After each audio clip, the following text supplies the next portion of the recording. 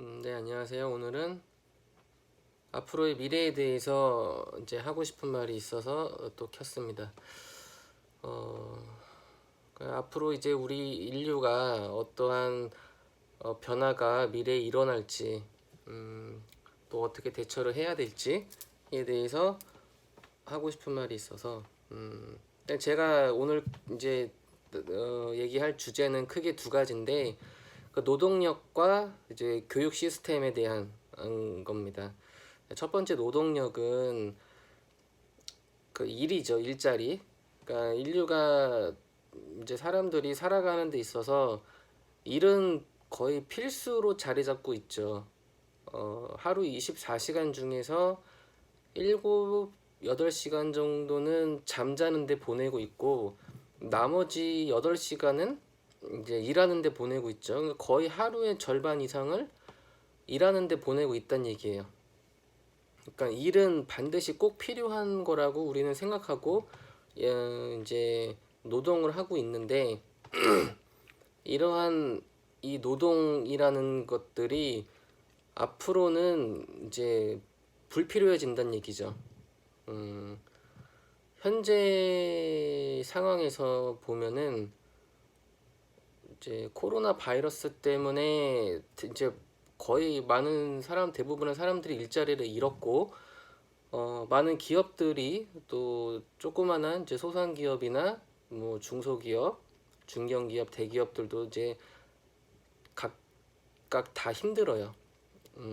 지금 오늘 뉴스 보니까 뭐 동대문 같은 경우는 거의 뭐 이제 다 문을 닫고 이렇게 다 폐점하고 월세를 임대료를 받지 않는다고 해도 사람들이 입점해서 뭐 장사를 하려고 하질 않아. 왜냐면 손님이 없으니까.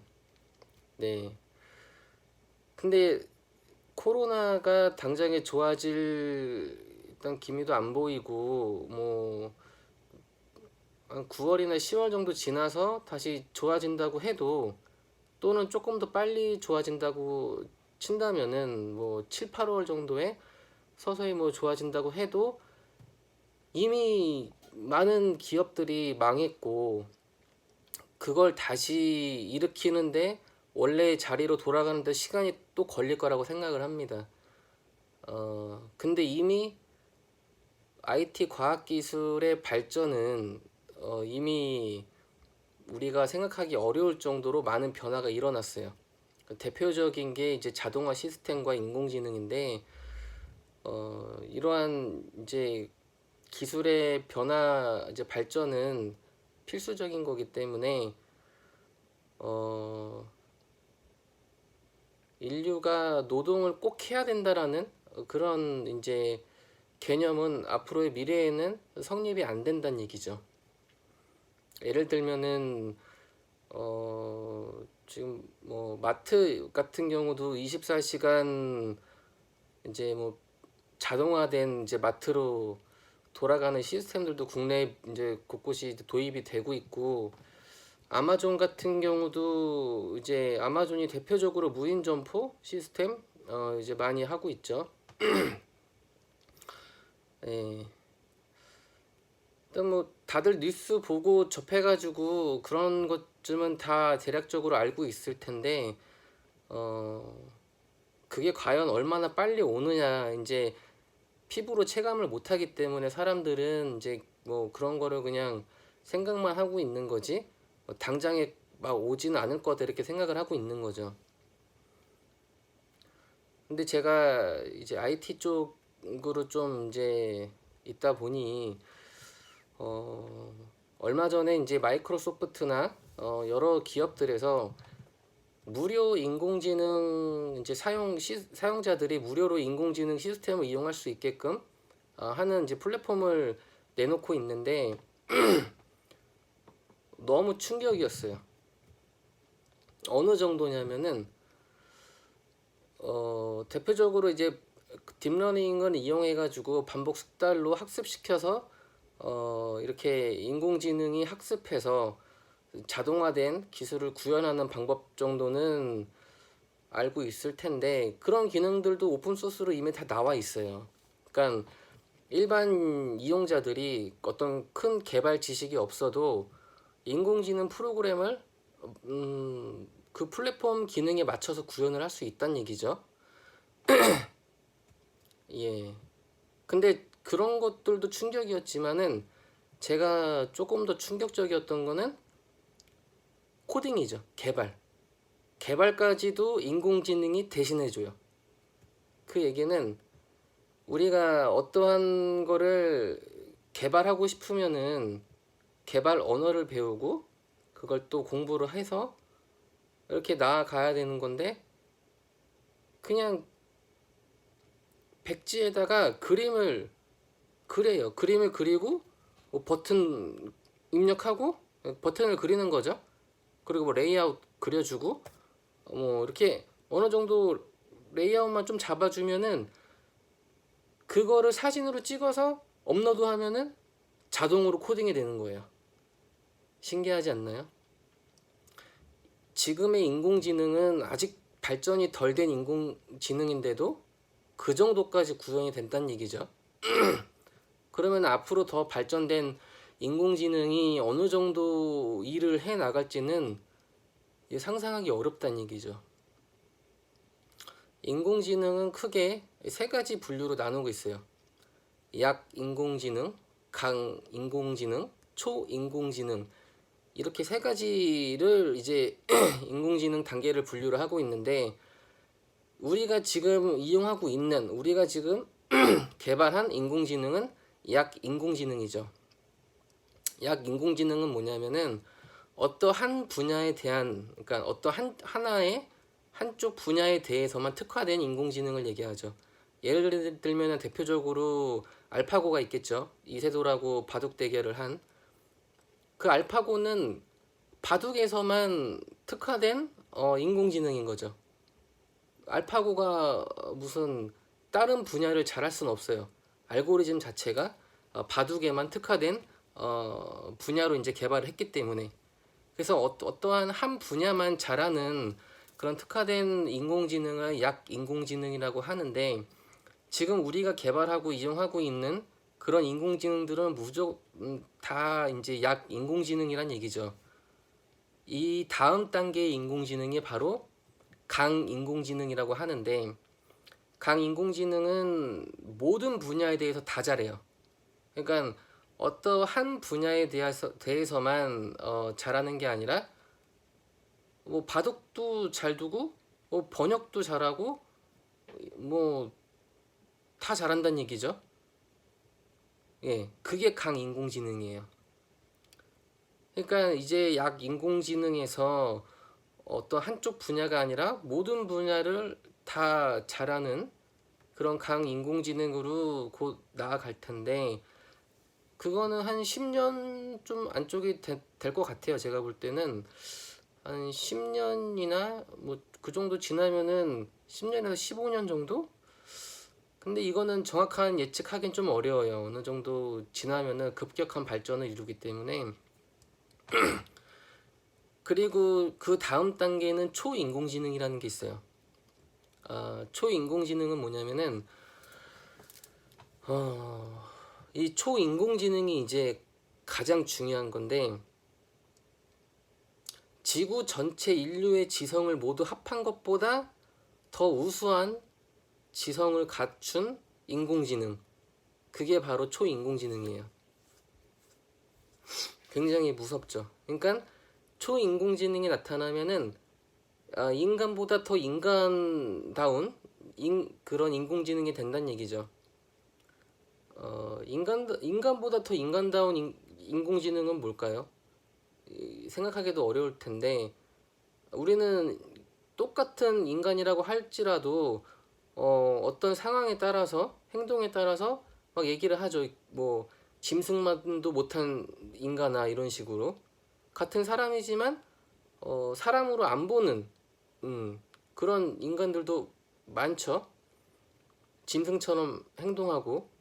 그러면은 인공지능이라고 한다면은, 그러니까 초인공지능이라고 한다면은 사람보다 더 뛰어난 지성과 어떤 통찰력을 갖추고 어떤 통제력, 절제력 이런 것도 갖추고, 그러니까 인간보다 더 인간스러운 그런 인간이 초인공지능이 탄생하게 되겠죠. 예, 이렇게까지 발전하면은 뭐 이제 상상하기 어렵죠. 더 이상 인간이 인간으로서 우리가 설 자리가 없을 수도 있다는 얘기죠. 그래서 미래학자 레이 커즈와일은 바로 초인공지능이 출현하는 시점을 2045년으로 보고 있고, 그 지점을 특이점이라고 이제 얘기하거든요. 싱귤러레이티. 예, 영어 발음이 안 돼. 아무튼 그래가지고 특이점의 해가 되면은 모든 게 우리가 지금 상상하고 있는 모든 게 다 바뀐다는 얘기죠. 그러면 우리가 지금 2020년이니까 2045년까지는 25년이 남았죠. 근데 25년을 지나가지고 상상하기 어려운 일이 벌어지는 게 아니라 그 이전부터 서서히 계속 진행을 하고 있단 얘기죠. 진행이 된다는 얘기죠. 지금도 물론 진행이 되고 있고, 그 지금도 뭐 운송 쪽만 보더라도 무인 자동차가 이제 보급화가 되면은 뭐 전기 자동차를 기반으로 한 또는 수소 전기 자동차를 기반으로 한 어떤 이런 무인 자동차가 인공지능을 탑재하고 블록체인으로 연동하고 막 그러면은 사람이 운전하지 않고 모든 게 다 자동으로 주행을 하게 될 거예요. 그렇게 되면은 운송업에서 일하는 사람들은 그런 드라이버들, 운전사들 일자리 다 잃겠죠. 예. 근데 그것뿐이겠어요. 뭐 이 3D 프린터가 보급화가 또 되면은, 물론 지금의 3D 프린터는 뭐 저도 한 10년 전부터 3D 프린터를 써봤지만은 한 7, 8년 전인가? 예. 뭐 적층 방식으로 이제 하는 조금 원시적인 방식으로 이제 하는데 굉장히 속도도 느리고 출력할 수 있는 어떤 크기의 한계도 좀 있어요. 그러니까 갖다 이어 붙여야 되고 출력물도 이게 정확하지도 않고 이제 약간 이제 그 삑살 나가지고 하는 경우도 좀 있어요. 그 미세한 것들은 정확하게 이제 인쇄가 좀 안 되는 것도 있고, 근데 이런 것들도 지금 다 보완이 되고 있어요. 뭐 어떤 적층 방식이 아니라 레이저를 이용한 방식으로도 하고, 뭐 액체에서 출력물을 꺼내는 아주 그 부드럽고 자연스럽게, 그러니까 아주 여러 가지 방식으로 3D 프린터가 지금은 개발이 되고 있고, 그러면은 이제 3D 프린터가 이렇게 보급화가 되면은 개인마다 가정마다 그러면은 이제 제조업도 사라지게 돼요. 우리가 어떠한 물건이 필요하면은 인터넷으로 3D 프린터 관련된 제조, 내가 만들고 싶은 도면만 다운로드 받아서 또는 도면만 돈 주고 사서 찍어내면 돼요. 재료만 누면은 그 알아서 그 X, Y, Z 값으로 출력해가지고 다 만들어 찍어내요. 그러니까 이 제조업도 다 사라지게 될 거고, 어, 너무 뻔하지 않나요? 그럼 인간은 뭘 해야 되죠? 인간이 설 자리가 사실은 없어요. 노동력 자체, 그러니까 노동 자체를 할 이유가 없다는 얘기죠. 지금 뭐 농사 짓는 것도 드론이 날아다니면서 살충제 뿌리고 뭐 다 하잖아요. 시골에서 그 농사 짓는 분들 이제 드론 활용해가지고 농사 짓는 사람들도 많거든요. 근데 이제 기계들도 다 인공지능이 도입이 되면은 농사도 다 로봇이 짓고, 어, 지금 뭐 과학 분야에서도 인공배양이라고 해서 뭐 소고기, 뭐 어떤 뭐 돼지고기 이런 육류 같은 경우도 자연에서 그 과학적으로 그 뭐라 그러지? 그러니까 그러니까 어떤 그러니까 이게 자동으로 인공 고기가 스스로 자라나요. 그 자연 상태에서. 예, 인공육이.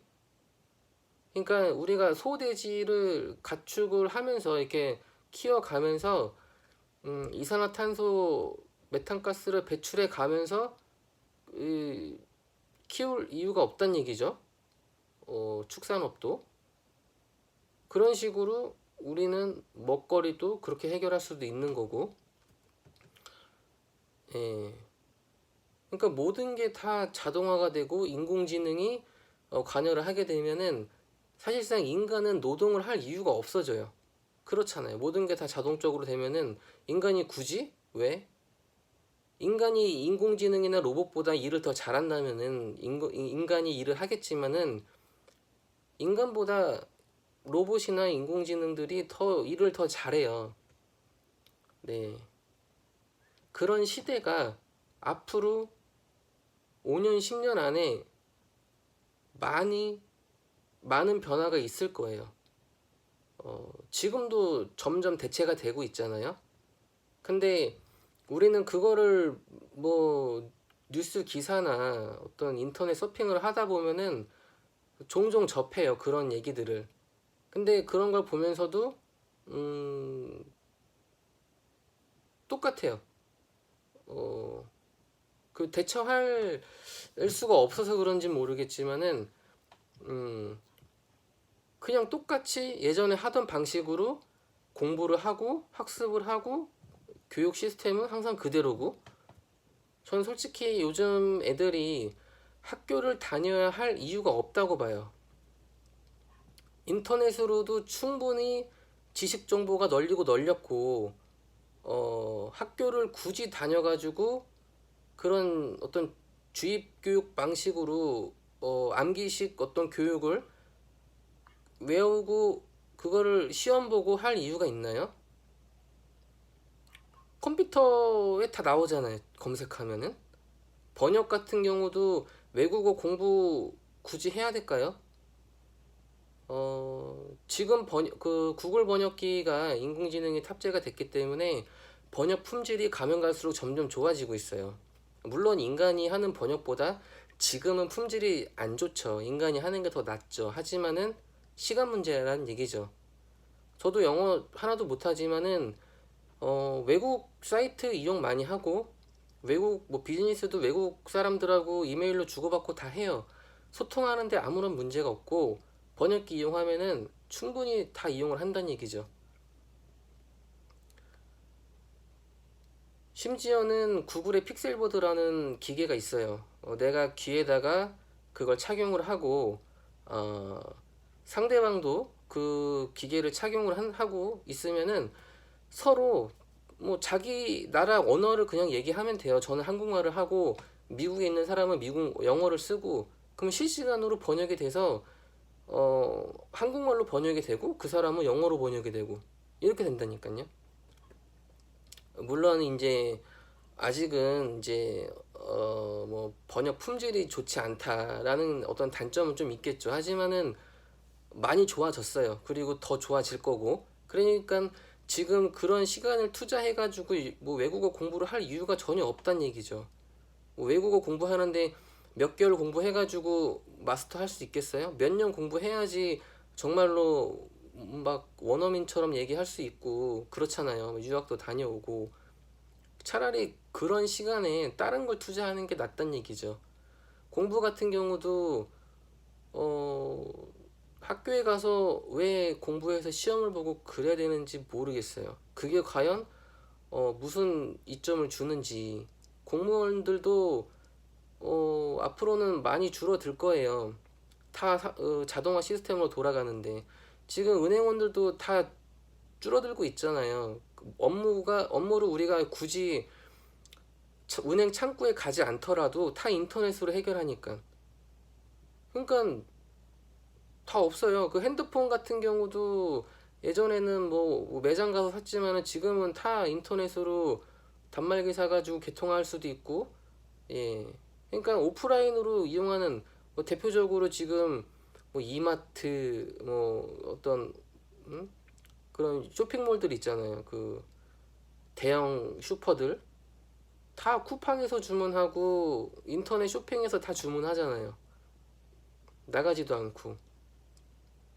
그러니까 오프라인들은 지금 다 망해요. 옷들도 다 인터넷으로 점점 비중이 높아지고 있죠. 그러니까 오프라인에서 장사하고 일하는 사람들은 점점 설 곳이 없는 거죠. 그런 식으로 세상은 조금씩 변해가지만 우리가 갑자기 이제 확 변한다라고 느끼지 못하지만은 서서히 변해가고 있는 거예요. 티끌모아 태산인 것처럼 어느 순간에 뒤돌아보면은 갑자기 변했겠죠. 하지만은 우리는 내가 성장하면서도 갑자기 변한 날을 보진 못해요. 한 10년 전에 나하고 지금의 나하고 비교하면은 많이 달라졌겠지만은 어제의 나와 이틀 전의 나를 비교하면은 항상 그대로란 얘기죠. 예, 뭐 그렇게 자연스럽게 세상은 변하기 때문에 뭐 빌 게이츠가 그런 얘기를 했죠. 미래는 멀리 있지 않다. 우리 곁에 와 있다. 다만 우리가 느끼지 못할 뿐이다. 예, 이런 얘기를 했는데 미래는 진짜 이미 와 있어요. 제가 이제 최신 과학과 IT 기술을 좋아하다 보니까 그런 관련 뉴스를 많이 접하는데 정말로 말도 못하는 그런 과학 기술들이 지금 다 발명이 됐어요. 근데 우리가 느끼지 못하는 거는 상용화가 안 됐기 때문에 우리가 이용을 못한 거죠. 체험을 못했기 때문에 우리는 못 느끼는 것 뿐이지, 어떤 시대적 배경이나 사람들 정서나 문화 이런 게 이제 어떤 변화가 일어난다면은 대기업에서 그런 거를 상용화 시키는 거는 뭐 문제도 아니죠. 이미 기술은 다 발명이 됐단 얘기예요. 그러니까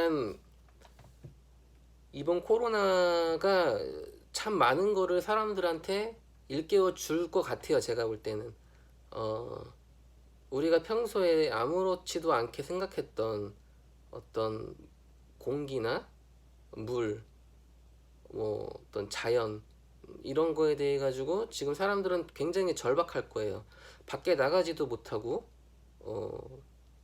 미세먼지 때문에 상쾌한 공기도 제대로 마시지도 못하고, 좀 있으면은 지금은 물도 사 먹고 그렇지만은 앞으로는 물도 이제 심각해질 수도 있어요. 식수도 뭐 방사능 문제도 있을 수도 있고 굉장히 다양한 어떤 문제들이 앞으로 처해 있는데 그런 거를 한 치 앞도 내다보지도 못하고 지금 당장 눈앞에 보이는 것만 맨날 이렇게 따라다니니까, 예, 뭔가 이번 코로나를 계기로 사람들이 어떤 인식이나 생각이 좀 달라졌으면 좋겠다라는 바람이 좀 있어요.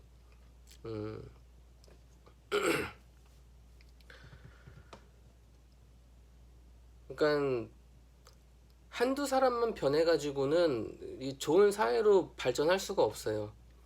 많은 사람들이 깨닫고 변화가 일어나고 해야지 정말 살기 좋은 사회로 발전을 할 텐데, 지금 뉴스만 틀어도 맨날 안 좋은 뉴스밖에 안 나오죠. 예, 굉장히 각박하고 범죄나 어떤 그런 사건 사고들이 굉장히 많이 일어나는 그런 사회죠. 서로가 이제 의견이 다르고 주장이 다르고 생각이 다르고 마찰 충돌이 너무 많이 일어나는 세계란 얘기죠. 예.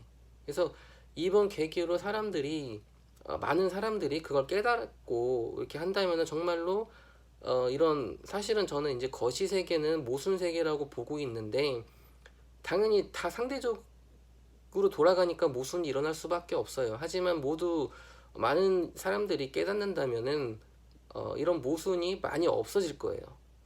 그러면은 우리가 상대성에서 어떤 큰 그런 피해를 입지 않고 더불어 살아갈 수 있지 않을까 하는 게 이제 바람인데, 그랬으면 좋겠다는 얘기죠. 물론 그런 걸 기대하기는 사실 힘들어요. 뭐 한두 명도 아니고 그 지구촌의 수많은 사람들이 모두 다 그렇게 깨닫고 사는 게 힘들죠. 네. 아무튼 앞으로의 미래라고는 하지만은 그 미래가 지금 눈앞에 다가왔다. 예, 2020년이잖아요. 우리가 2020년 하면은 엄청난 게 변한 이제 사회를 떠올리고 막 그랬을 텐데 사실 막 그렇게 변한 건 딱히 없어요. 뭐 스마트폰이 조금 좋아진 것 뿐이고 컴퓨터 성능이 좀 좋아진 것 뿐이고 뭐 자동차나 뭐 이런 게 좀 좋아진 것 뿐이고, 건축물이 조금 좋아진 것 뿐이고, 막 어떤 막 신비하고 신기하고 그렇다 할 만한 게 아직은 딱히 없죠. 근데 그게 이제 4차 산업혁명이에요. 우리가 생각하기 어려운 그런 산업혁명이 4차 산업혁명인데, 4차 산업혁명을 아무런 준비 없이 받아들일 수는 없어요. 예, 어떠한 준비가 돼야지 우리가 받아들일 수 있는 거기 때문에 이미 4차 산업 기술들은 다 발명이 됐어요. 개발이 다 된 상태고, 중요한 거는 이제 우리가 그걸 받아들이는 게 문제고, 그래서 이번 계기로 저는 그렇게 생각을 해요. 그러니까 본격적인 4차 산업혁명 시대가 도래하기 이전에 어떤 그런 기반이 좀 되는 그런 역할이 지금 이루어지는 게 아닌가 이런 생각을 하는데, 네, 물론 뭐, 네, 아무튼 그래서 그럼 우리는 앞으로 어떻게 미래를 대처하고 어떻게 준비를 해야 되냐? 어, 사실 저는 철학을 해야 된다 이런 얘기를 해주고 싶어요. 물론 이제 뭐 과학 공부를 해도 되고 컴퓨터 개발 공부를 해도 돼요. 뭐 당장에 확 바뀌는 건 아니기 때문에 뭐 과학 공부를 해서 정말로 새로운 에너지원을 만들 수도 있는 거고, 그래서 세상을 좀 더 풍요롭고 더 발전된 세상으로 변화시킬 수도 있는 거고, 뭐 컴퓨터 프로그램 개발을 공부해서 뭐 인공지능을 내가 직접 만들면 되지 할 수도 있어요. 네, 정말로 그 한 분야에 대해서 내가 탑이 된다면은 가능한 얘기죠. 네. 그치만은 결국에는 어차피 결국에는 인간은 철학을 할 수밖에 없어요.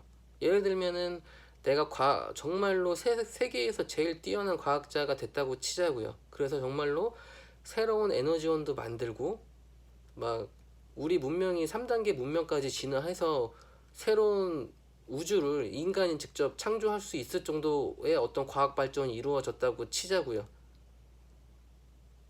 그래도 그렇게 큰 변화가 일어나도 인간이 영생의 어떤 생명을 얻어도 우주를 창조를 해도 계속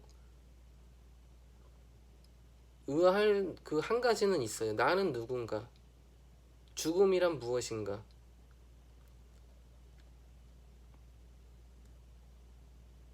만약에 죽고 싶어도 죽지 못하는 어떤 영생을 얻었다고 치자고요. 그 자체가 고통일 수도 있어요.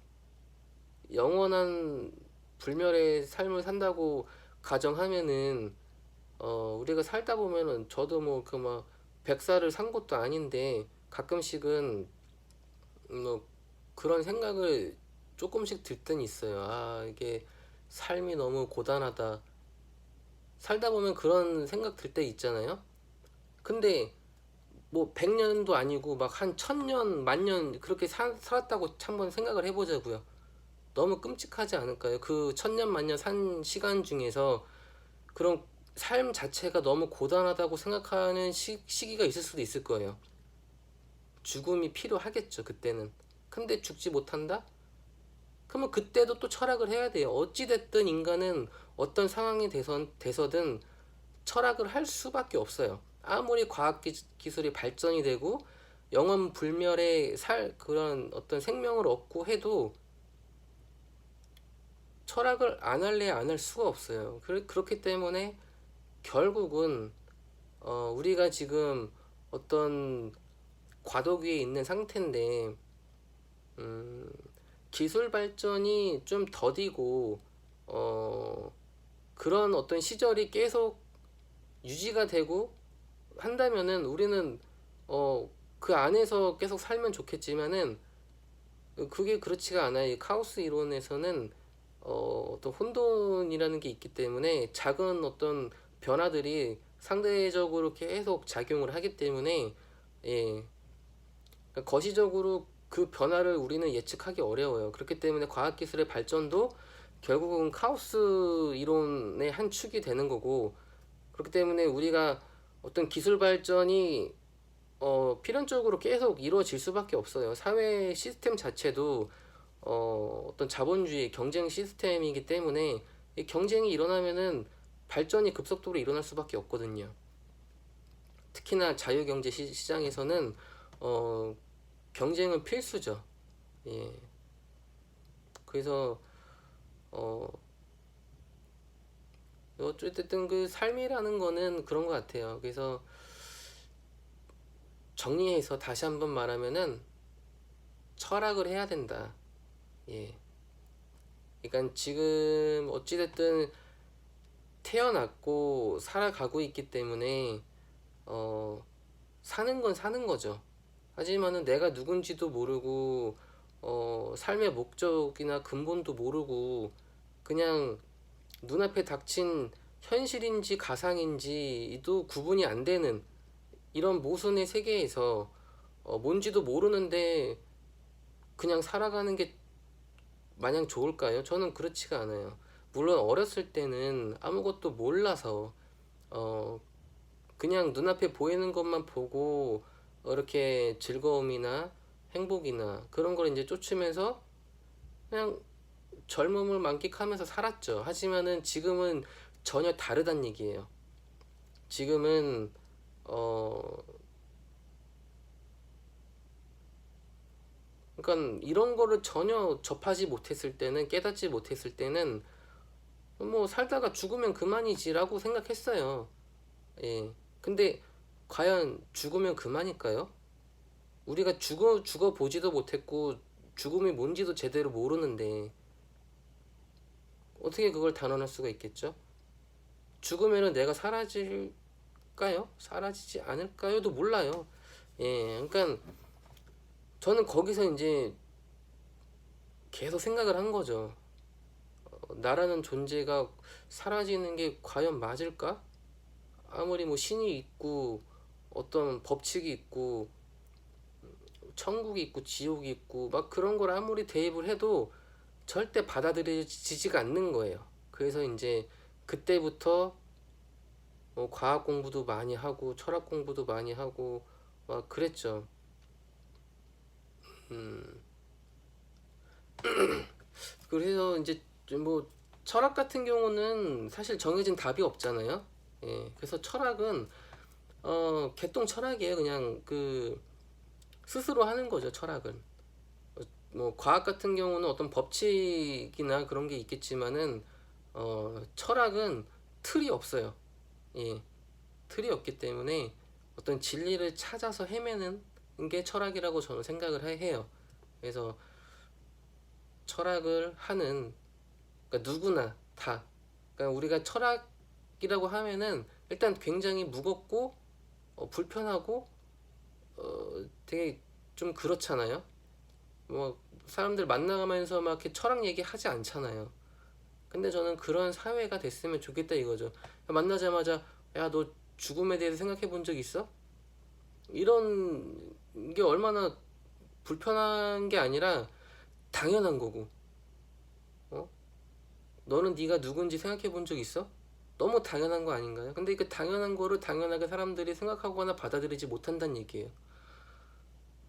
전 너무 의아했죠. 네 죽음에 대해서 사람들이 너무 얘기하고 하는 거를 껄끄러워하고 불편한다는 얘기죠. 그 죽음이 제일 중요한 건데 그럼 저는 거기서 이상하다고 생각을 한 거죠. 왜 사람들은 정말 중요한 거를 감추고 숨기고 말을 안 할까? 정작 중요한 거는 하지 않고 그 이상하죠. 네.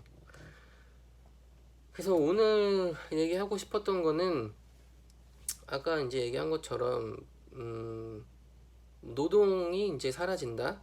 그리고 어떤 교육, 공부 하는 것도 바꿔야 된다. 철학으로. 예. 그래서 그런 거를 이제